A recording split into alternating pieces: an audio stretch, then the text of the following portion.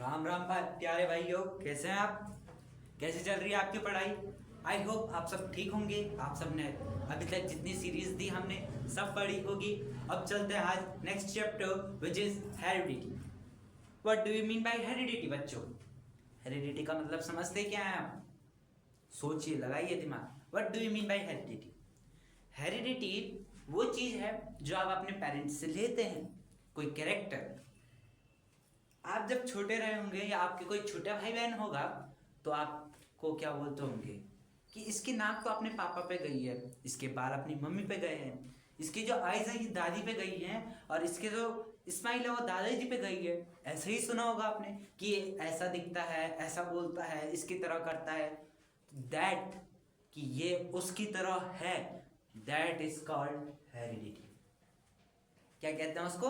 Heredity. Heredity का अगर one line definition दी जाए तो what is heredity? The process by which traits and characters are reliably inherited.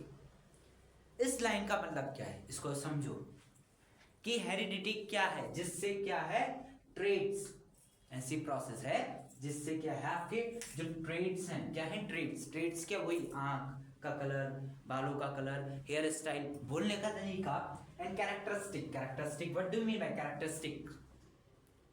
कि उसके क्या क्या गुण उनसे मिल रहे हैं, आर रिलायबली इनहेरिटेड। इनहेरिटेड मतलब लिए गए हो। तो आप क्या समझ रहे हैं हेरिडिटी से? It is the trait, it is the trait, it is the process by which the traits and characteristics are reliably inherited। क्या है? जो दूसरों से लिए जाए वो। अब इनहेरिटेड का मतलब क्या है? हमने पढ़ तो दिया कि इनहेरिटेड, पर what do you mean bye inherited? Inherited क्या है? Characters taken from the parents. What do you mean? Characters taken from the parents. जो पेरेंट्स आपने कैरेक्टर्स लिए हैं वही है क्या? Inherited characters. क्या है आपके? Inherited characters. बेटा ये मत सोचो कि मैं बहुत तेज भगा रहा हूँ। टाइम देखो आप, टाइम कितना कम है आपके पास, कितना कम। इसलिए ही आपको वो कंटेंट पढ़ाया जा रहा है यहाँ पे जो आपके पेपर में आएगा, जो आपके पेपर पॉइंट ऑफ व्यू से वेरी इंपॉर्टेंट है।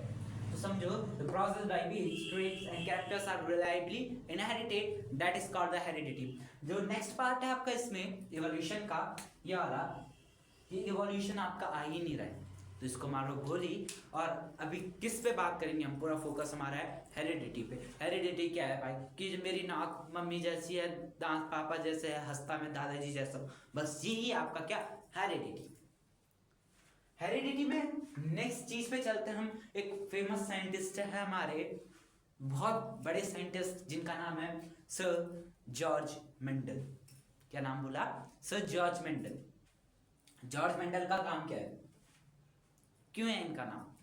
देखो, सबसे पहले तो जो मेंडल सर हैं इनको कहा जाता है फादर ऑफ जेनेटिक्स। क्या कहा जाता है? Father of genetics. जेनेटिक्स का फादर इन्हें क्यों कहा जाता है? तो आओ समझते हैं कहानी से।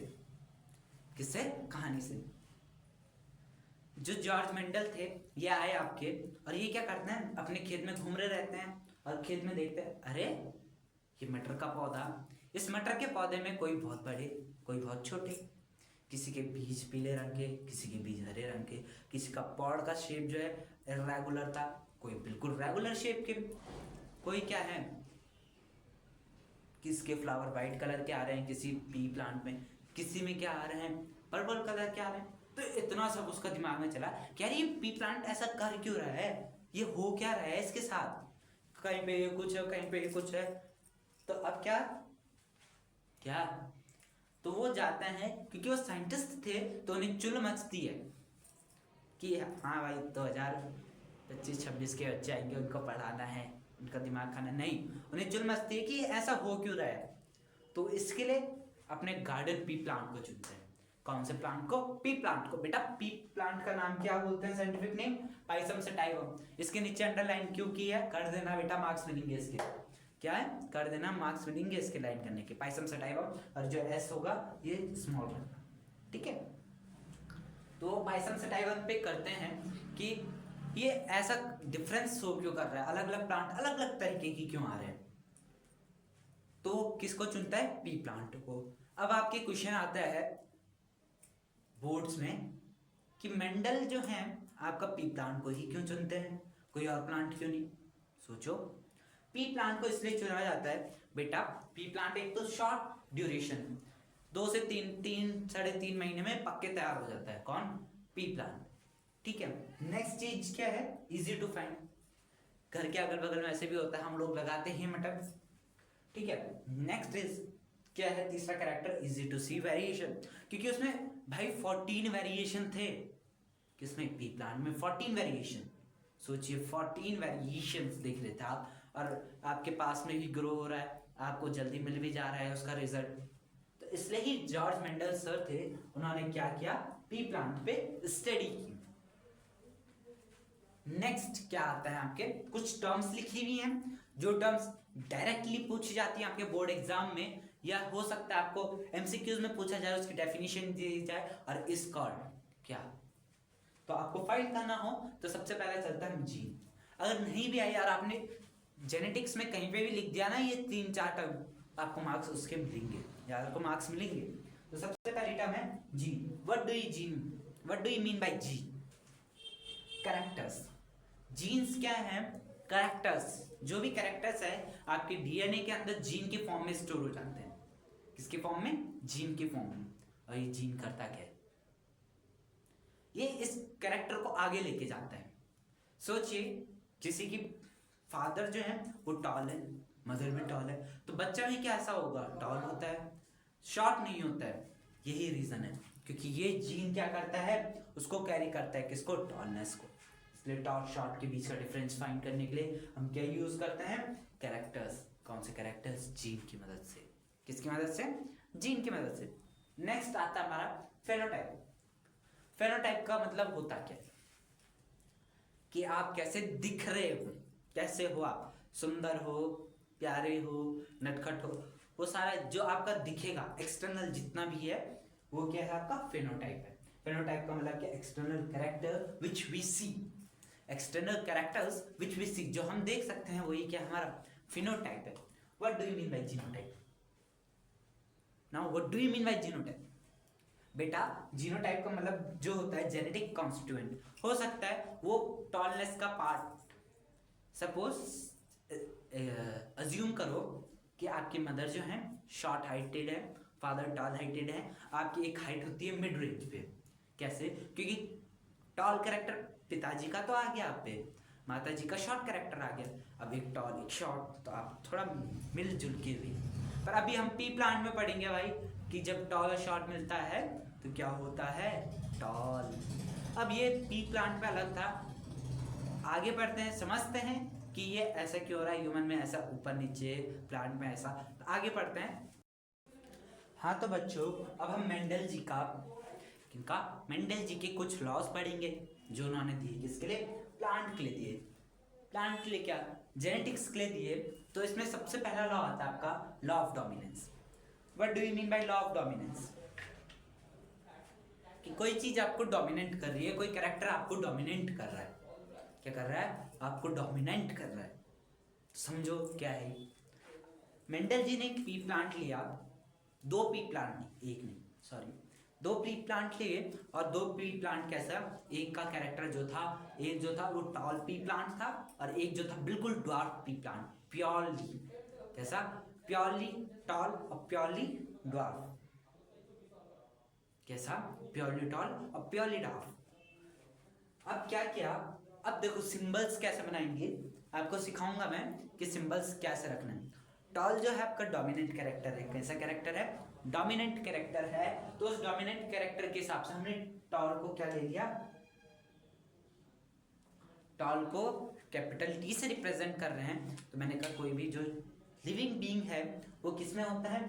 टोएन स्ट्रीट में होता है, इसलिए हमने कैपिटल टी से किसको डिनोट किया? किसको किया? Tall plant.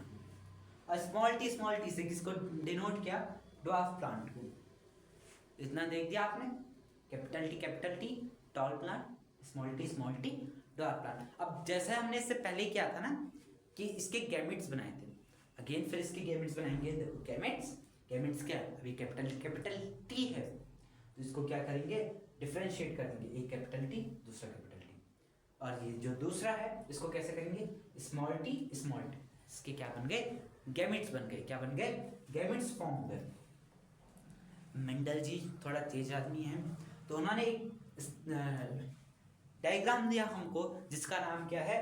Punnett square. क्या है इसको? क्या कहते हैं? Punnett square.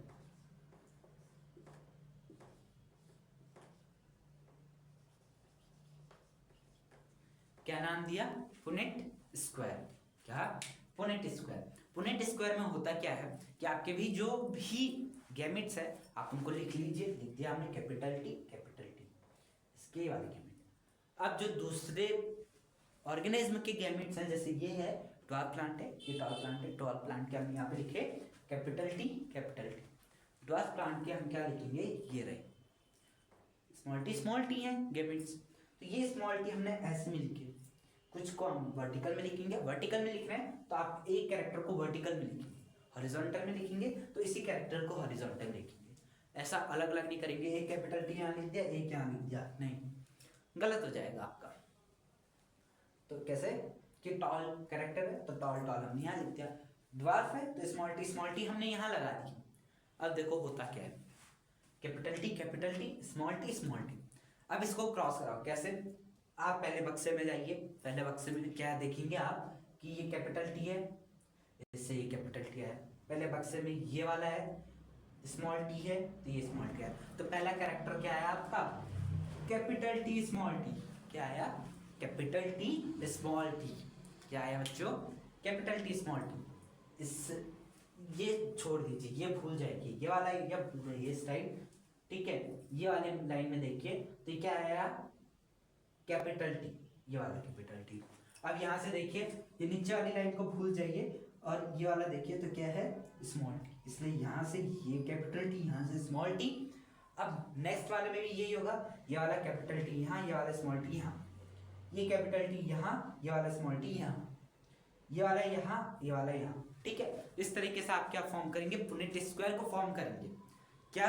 गैमेट्स लेंगे, कोई ऑर्गेनिज्म लिया, उसके कैरेक्टर लिया और उसको क्या किया? गैमेट लिए। अब इन गैमेट को क्या करेंगे हम? पुनेट स्क्वायर में एक साथ अरेंज करेंगे, हॉरिजॉन्टल एंड वर्टिकल में। अगर हमने ये कर दिया, ध्यान से देखो, अगर ये कर दिया फिर इनको क्रॉस करेंगे। कैपिटल टी का कैपिटल टी आ गया, स्मॉल टी का स्मॉल टी आ गया, फिर कैपिटल टी का कैपिटल टी आ गया, स्मॉल टी का स्मॉल टी आ गया। इस तरीके से हमने 4 ऑर्गेनिज्म हमारे पास आए। तो कभी क्वेश्चन ये पूछता है कि जब आप 2 कॉन्ट्रास्टिंग कैरेक्टर को क्रॉस कराते हैं, सुनिए, 2 कॉन्ट्रास्टिंग कैरेक्टर्स को क्रॉस कराते हैं तो आपके पास रिजल्ट में प्रोजेनी कैसी आती है? तो उसका फेनोटाइपिक कैसा रहता है, जीनोटाइपिक कैसा रहता है? तो जीनोटाइपिक के लिए आपको तो पुनेट स्क्वायर बनाना पड़ेगा कि कैसा है जीनोटाइप, ठीक है। पर फेनोटाइप के लिए भी आपको पुनेट स्क्वायर बनाना ही पड़ेगा बेटा। या आप डायरेक्ट, अगर एमसीक्यूज में आ रहा है कि एक टॉल है एक शॉर्ट है, तो उसका जो F1 जनरेशन होगी, फर्स्ट जनरेशन होगी, वो कैसी होगी? तो टॉल होगी, क्योंकि वो लॉ ऑफ डोमिनेंस को शो करेगा। किसको शो करेगा? Law of dominance. Law of dominance का मतलब क्या है समझो। यहाँ फेनोटाइपिक रेशियो में क्या आएगा कि वो दिखेगा कैसा, होगा कैसा? वो टॉल हो जाएगा। क्या हो जाएगा? टॉल हो जाएगा। और एक ही नहीं, चारों जो उसकी प्रोजेनी आएंगी वो चारों ही कैसी होंगी? टॉल। बट हमने तो लिया शॉर्ट कैरेक्टर भी था, वो कहाँ गायब हुआ? आगे पढ़ेंगे हम वो कहाँ से गायब हुआ, कहाँ आया, क्योंकि सबके लास्ट में क्या है? Small T small T small T small T. तो ये स्मॉल टी हमारा बहुत काम आएगा। पर एक तो है फिनोटाइपिक, कि फिनोटाइप कैसा है इसका? टॉल है। जीनोटाइप क्या है? T small T, capital T small T, ठीक है। रेशियोज क्या है? 1:1:1:1:1। क्या है? 1:1:1:1:1। नेक्स्ट का भी क्या है? 1:1:1:1:1। ठीक है, इतना क्लियर है? आगे बढ़ते हैं बच्चों। अभी हमने फर्स्ट लॉ पढ़ा, law of dominance. What do you mean by law of dominance? कि आपका एक डोमिनेंट कैरेक्टर जो है आपके F1 फर्स्ट जनरेशन में शो होगा हर एक प्लांट में, उसको कहा आपने क्या? Law of dominance. अब आप नेक्स्ट लॉ की तरफ बढ़ते हैं हम, that is law of segregation. Law of segregation कहता क्या है क्या law of segregation? Law of segregation बात करता है आपके किस पे? कि आपके जो गैमेट है ना, ये सेग्रीगेट हो जाता है, अलग अलग हो जाते हैं। तो हमने फर्स्ट उसमें देखा ही कि x में सेग्रीगेट हुआ, जो x था वो x अलग, xy था x अलग xy। यहाँ पे देखो हम क्या किया, हमने F1 जनरेशन ली। हाँ, ये हमारी F1 जनरेशन, हमें याद हो गया। हाँ जी, ये तो हमारी F1 जनरेशन की क्या है, T small T capital T small T. यही तो आया था ना पुनेट स्क्वायर में, जब हमने किया था किसका, एकदम टॉल और एकदम ड्वार्फ का, कैपिटल टी स्मॉल टी लिखा था। जब उसका क्रॉस कराया तो हमारे पास प्रोजेनी में क्या आया, कैपिटल टी स्मॉल टी। अब हमने क्या किया, इस कैपिटल टी स्मॉल टी को क्या किया, क्रॉस किया। क्या किया, क्रॉस किया। कैसे क्रॉस किया, देखो हमने फर्स्ट जनरेशन में क्या कराया, एक टॉल प्लांट लिया, एक ड्वार्फ प्लांट लिया। इस ड्वार्फ प्लांट का इस टॉल प्लांट से क्रॉसिंग कराई। हमारे पास 4 प्रोजेनी आए, हमने वो 4 प्रोजेनी अपने पास रख दी। उनमें से हमने 2 लिए, एक कैपिटल टी स्मॉल टी वाला और दूसरा कैपिटल टी स्मॉल टी वाला।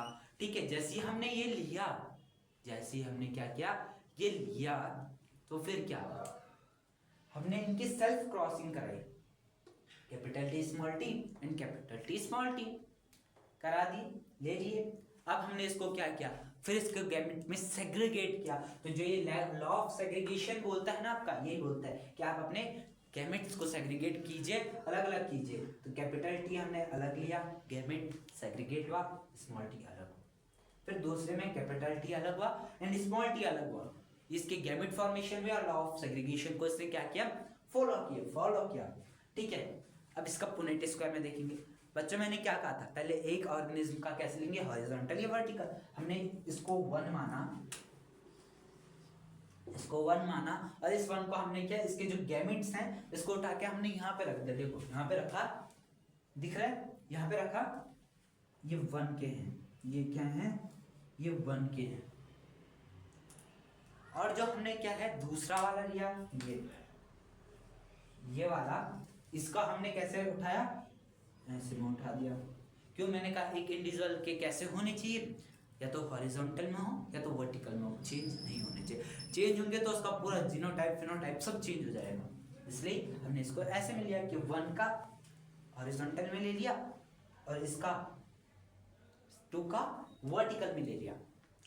अब फिर से वही प्रोसेस दोहरानी है कि इसका कैपिटल टी लिया इधर पे, इसका फिर क्या है, कैपिटल टी है तो इसका कैपिटल टी यहाँ पे, इसका स्मॉल टी कैपिटल टी। ठीक है, स्मॉल टी कैपिटल टी, देखो ये आया क्या, कैपिटल टी स्मॉल टी। ढंग से देखो हाँ, क्या ये लिया हमने कैपिटल टी इस साइड से और कैपिटल टी इस साइड से, क्या बना, कैपिटल टी। हमने कैपिटल टी लिया इस साइड से, देखो, और स्मॉल टी लिया यहाँ पे से, दिख रहा है। फिर ये क्या, स्मॉल टी लिया हमने इधर से और कैपिटल टी लिया इधर से, कैपिटल टी स्मॉल टी लिया हमने यहाँ से, स्मॉल टी लिया यहाँ से, स्मॉल टी। ये बना हमारा पुनेट स्क्वायर। 4 प्रोजेनी आई और 2 सिमिलर थी, बाकी फर्स्ट एंड लास्ट अलग अलग थी। तो हमने इसका फिनोटाइपिक रेशियो कि एक्सटर्नल कैरेक्टर कैसा है, तो हमने इस पे बात की कैसा है फिनोटाइपिक रेशियो, 3:1। क्या है, 3:1 क्यों, क्योंकि 3 टॉल है ना, ये भी तो टॉल है, ये टॉल को इंडिकेट कर रहा है। जो ये वाला लॉ ऑफ डोमिनेंस के अकॉर्डिंग अगर इस पे एक जीन भी है तो ये क्या है, टॉल है, ये भी क्या है, टॉल है। तो 3 टॉल में 1 ड्वार्फ हो गया, इसलिए 3:1। जीनोटाइपिक रेशियो क्या है, 1:2:1।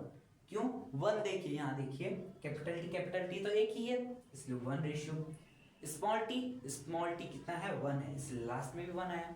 पर कैपिटल टी स्मॉल टी कितने हैं, 2 हैं, इसलिए 1:2:1 आया। ये याद रखिए कि F2 जनरेशन में जो है डाइहाइब्रिड क्रॉस कैसे निकलेगा, सॉरी मोनोहाइब्रिड क्रॉस का जो रेशियो है ये है, क्या है ये। In F2 generation, in F1 generation it is 1:1:1:1 for both phenotypic and genotypic, but in F2 generation it is for phenotypic it is 3:1 and for genotypic it is 1:2:1. हाँ तो बच्चों, आई होप आपको अभी तक के 2 लॉ समझ जाए होंगे। Now we move towards the third law, that is law of independent assortment.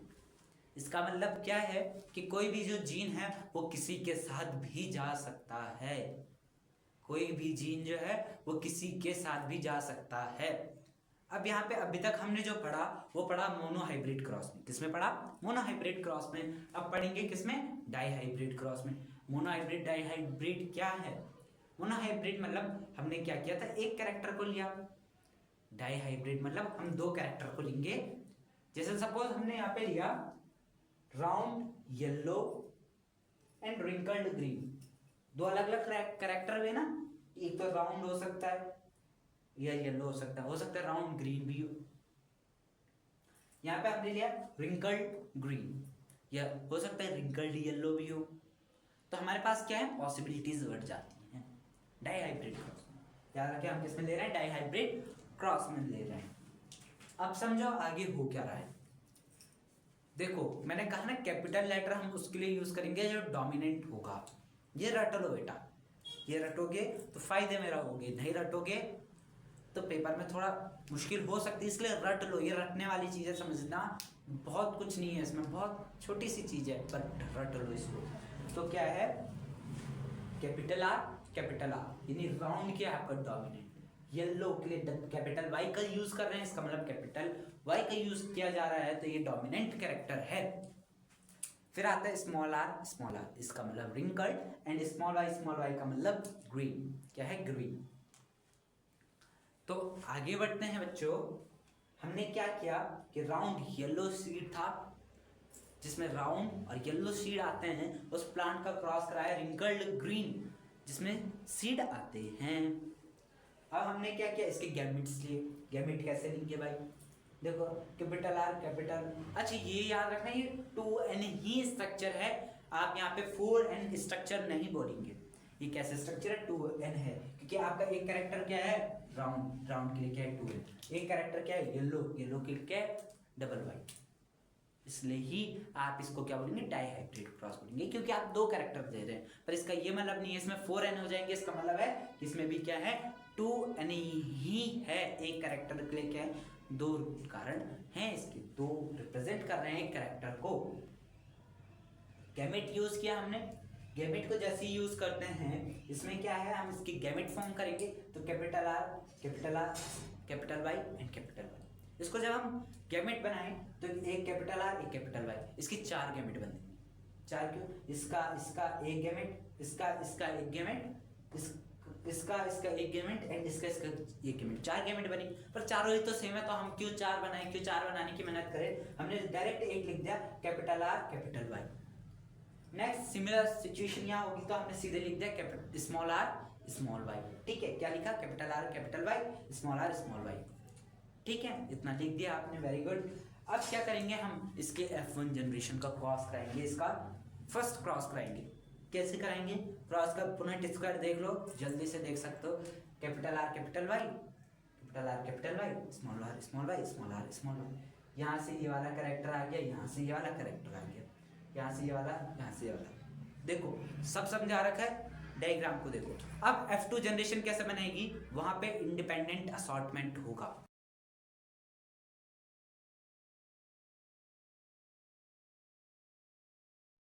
मेरे चांद के टुकड़ों खुश हो जाओ, क्योंकि ये लास्ट लॉ है, इस लॉ के बाद कहानी खत्म। तो हम पढ़ रहे हैं इंडिपेंडेंट असॉर्टमेंट। अब देखो हमने F1 जनरेशन में क्या बनाया, capital R capital Y small Y, ये आया। अब इसका सेल्फ क्रॉसिंग करा रहे हैं, हम क्या करा रहे हैं, सेल्फ क्रॉसिंग करा रहे हैं। कैसे होगी सेल्फ क्रॉसिंग, ढंग से देखो, हमने इसके गैमेट बनाए। अब गैमेट के लिए फिर वही फॉर्मूला, ये आला उठाओ, सीधा उठाया, capital R capital Y capital R small R capital Y small R small Y. 4 gamete बन गए, बिल्कुल बन गए ना सरकार। अब ये 4 गैमेट जब बन गए हैं, एक इंडिविजुअल के गैमेट ऐसे में रखो, एक इंडिविजुअल के ऐसे में रखो, रख दिए, मजा से कर दिया। देखो मेरे पढ़ाने के बाद एक बार खुद बनाना, आपको समझ आ जाएगा। ऐसे रख दिए, वेरी गुड। अब क्या करो, एक बॉक्स बनाओ, बना दिया बॉक्स। अब इस बॉक्स के अंदर क्या है, देखो वही वाला सीन है, ये सब छोड़ दो, सब भूल जाओ, ये इससे नीचे सब भूल जाओ, इससे इधर सब भूल जाओ, भूल गए। अब यहाँ देखो कैपिटल आर कैपिटल आर, आ गए 2 R, capital Y capital Y. Same यहाँ पे भी रिपीट होगा, कैपिटल आर देखो यहाँ से कैपिटल आर, यहाँ से कैपिटल आर, यहाँ से कैपिटल वाई, यहाँ से स्मॉल वाई, ऐसे करके आप पूरा चार्ट बनाएंगे, खुद से बनाएंगे। कैसे बनाएंगे? खुद से बनाएंगे। अब देखो हमें ये पता है कैपिटल आर का मतलब है क्या? राउंड। कैपिटल वाई का मतलब है येलो, स्मॉल आर का मतलब है रिंकल्ड एंड स्मॉल वाई का मतलब है क्या है? ग्रीन। तो हमने जब ये पूरा चार्ट बना दिया ना, इसके बाद आप एनालाइज करो इसका फिनोटाइपिक रेशियो। फिनोटाइपिक रेशियो क्या होगा? 9:3:3:1। क्या है? 9:3:3:1। 9 कौन से? राउंड येलो, राउंड है और येलो कलर। 3 कैसे? Round green, round green. 3 कैसे? Wrinkled yellow. कैसे? Wrinkled yellow. एंड 1 कैसे? Wrinkled green. पर हमने स्टार्टिंग में कैरेक्टर क्या लिया था? हमने स्टार्टिंग में जो कैरेक्टर लिया था हमारे पास क्या था? Round yellow and wrinkled green. But यहाँ पे तो 2 नए आ गए ना, wrinkled green, wrinkled yellow and round green. कैसे? यही है लॉ ऑफ इंडिपेंडेंट असॉर्टमेंट कि आपका ये जो कैरेक्टर है ना ये अपने आप आ जाए। इसका जीनोटाइपिक रेशियो क्या होगा? ढंग से देखो, 1:2:1, फिर 2:4:1। इसके ट्रिक बताता हूँ। 1:2:1, 4:2, सॉरी 2:4:2, 1:2:1। समझे? 1:2:1, 2:4:2,